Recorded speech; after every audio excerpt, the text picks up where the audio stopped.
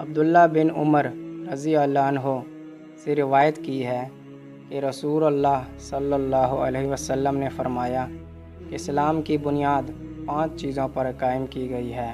اول، گواہی دینا کہ اللہ کے سوا کوئی معبود نہیں اور بے شک محمد صلی اللہ علیہ وسلم اللہ کے سچے رسول ہیں، اور نماز قائم کرنا اور زکوٰۃ ادا کرنا اور حج کرنا اور رمضان کے روزے رکھنا۔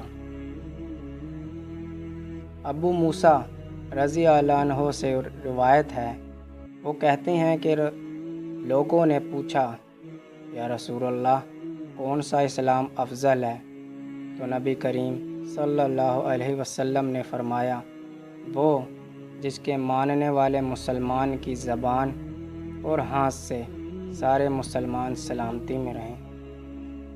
عبداللہ بن عمر بن عاص رضی اللہ عنہ سے روایت ہے کہ ایک دن ایک آدمی نے نبی کریم صلی اللہ علیہ وسلم سے پوچھا، کون سا اسلام بہتر ہے؟